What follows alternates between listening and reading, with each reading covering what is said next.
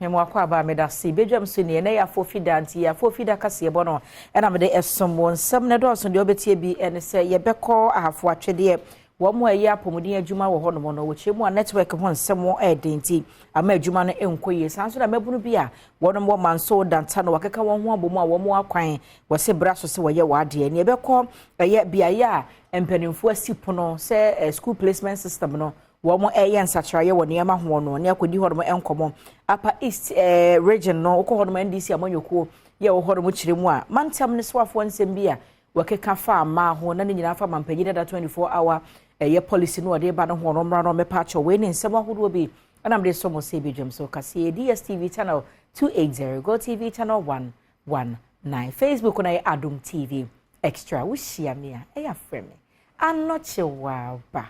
ajwa se wa fensem ni chemo no me de so ama Adom kasi ama ne boni same asare ene wa bo apropa na wakopie mu atwede ye no wa hafo mantem no mu woni apomuden adwuma yefo bi atwetwe nkomo no mo kyese network wonsem ha adwen se so ye hwe na ya kwa be fontente afidie kwaso enti so obi ba na waso otro ne ho nsem bi kwa be fo kwaso ne kyese wonante a kwansini pi kwagina dua bi asianse wonya network na wodi awura mu na wasa aba wachi ansa na oyafo no waba abehwe no se mu aye den na person de ne kwakasie mu no wasanka onya akwanya dika afre kasie mu se mede obi ba na nkomo siesie akire ni nyina no munya network nti ama ho nsem aye de woni bi twetwe nkomo se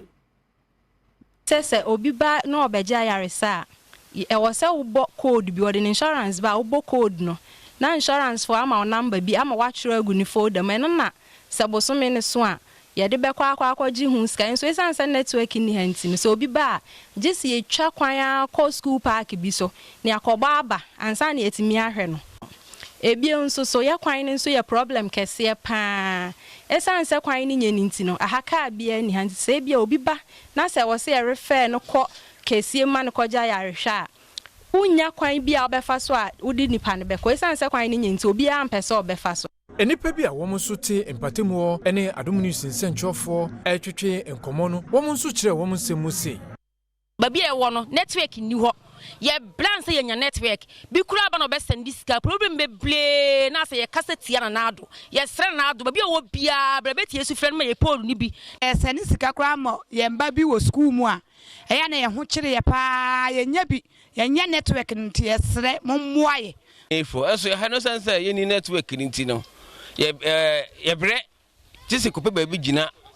ansa na eto network take aban Adom ye ne kenya pole ni bi wo ye mantem ha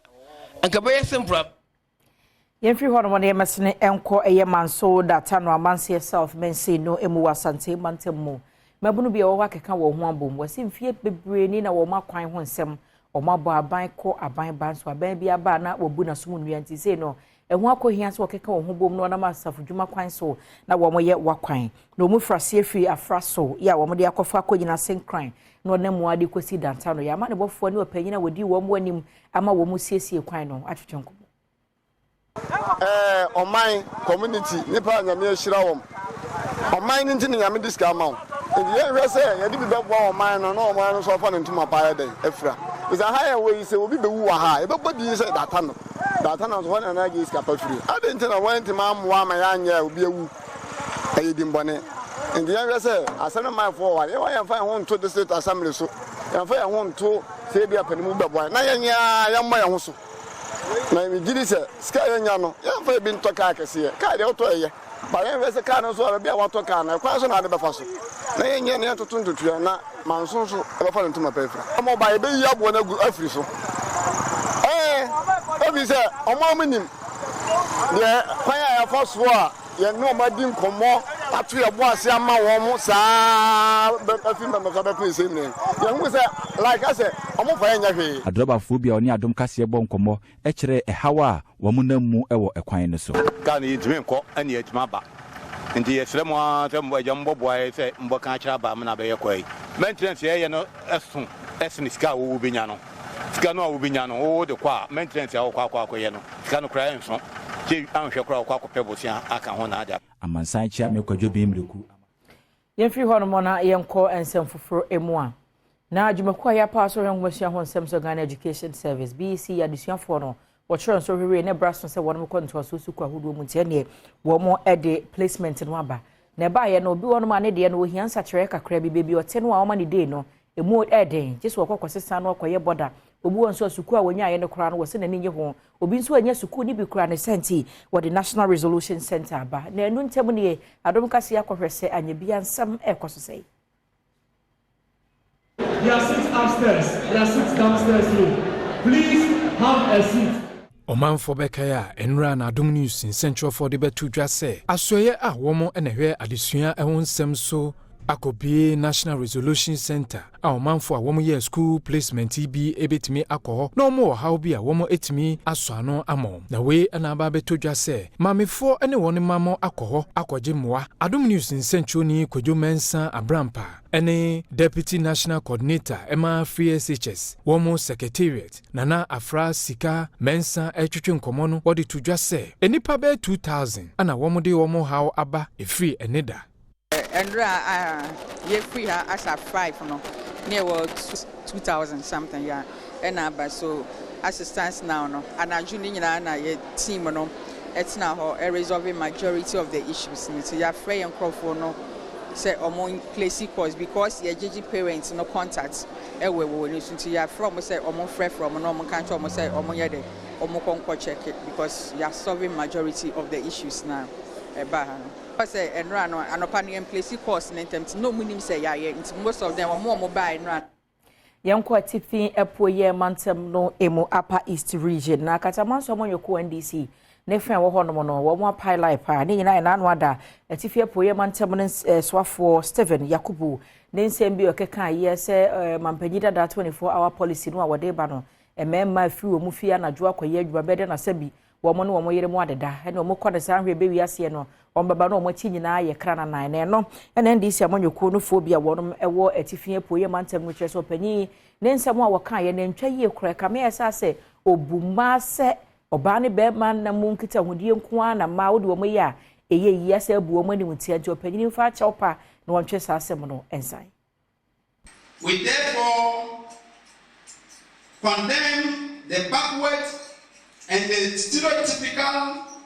attack and attempt by the dishonorable Stephen Yakubu and the MPP to portray and present the women of this region as mere sex objects. Without demand an immediate retraction and apology from Mr. Stephen Yakubu within 48 hours.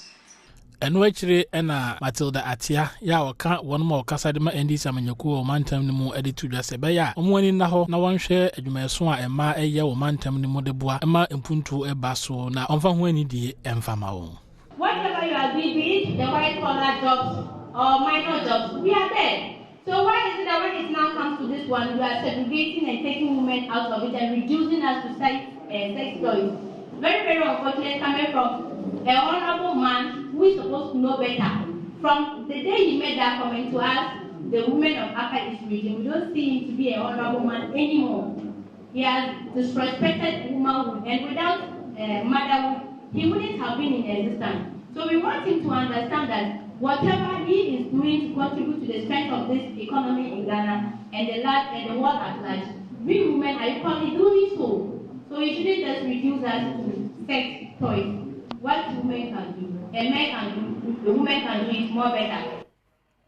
Everyone wanna yanko sampa wa bono mantem no emu. Aposifo akire nipa mako nson wo mboni nyina ne se na omanfo ne mpanimfo wo hono maka wo ho abom se wo si sampa hene ne se nti wo monsa katu ene ne omo tututuo ne nam nipa mu saa amanam so ma nipa be ye nson na wo mo etuo aka wo mo a wo mo aprepra ma ba ko de amono mu hono mo an wo to na nanom e won sire ne na aposifo obi yi wo masote odi mirika be pie mo hono mo a se nipa mako nson no susu se wo mo nim tututuo na ekoso ho bi no wa kire mo akopie wa akachi a wo bo ma hwehwemu akoso.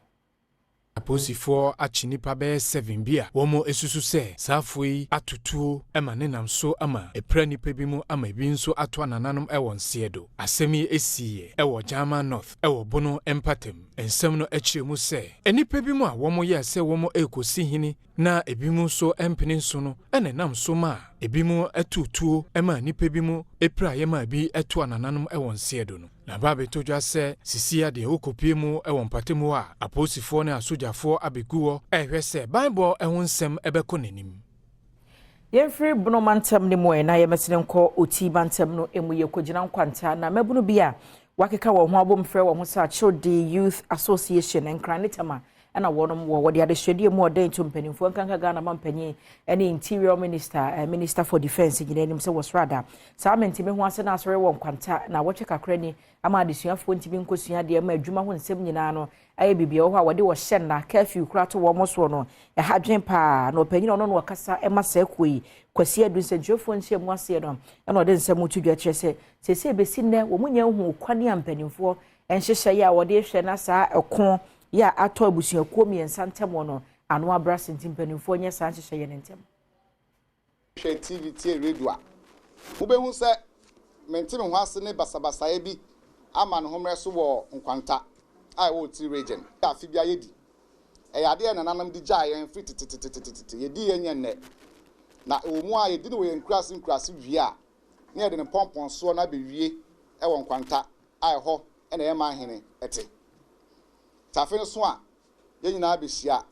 na ne enti edi bara fa hye ne se onyame ahwe so adoma boa yen ama eno bai aba ama ye yi a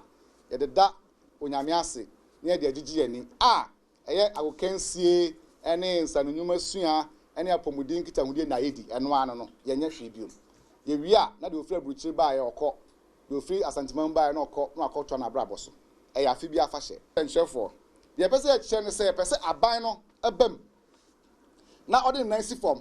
na asumwie mapa ebran kwanta na nkwantafo ne atwodefo nya kwan ndi omobaire no munyo asumdwie na momfanye omanyuma enhwe omma da ache omedi omananim any school kwala ya to school se be se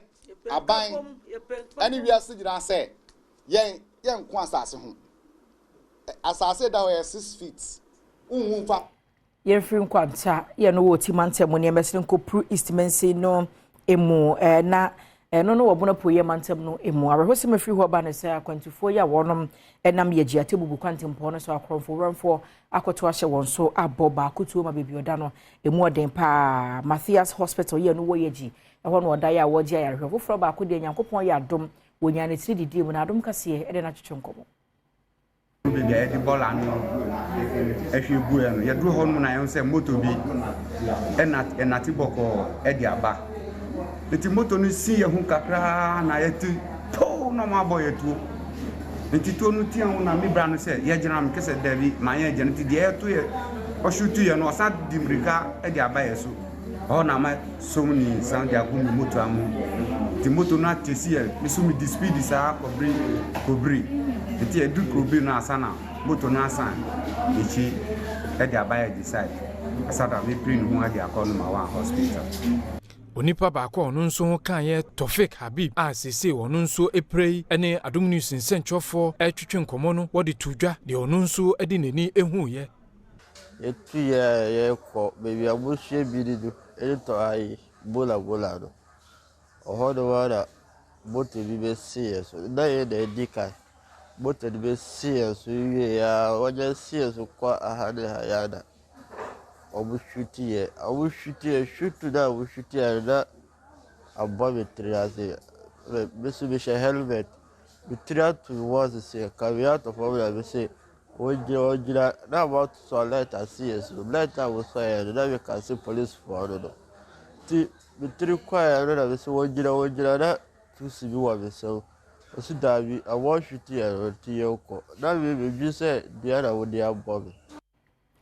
Sansemi so ena ye gina na kase amde so mo bedwam so no permit ni nyina sie na ya fofi de fia denti no ye be hwe na afi online portal no eso nsema hodo aba no ye ni nyina mu eboboso ama wo hia me a eya freme anochewa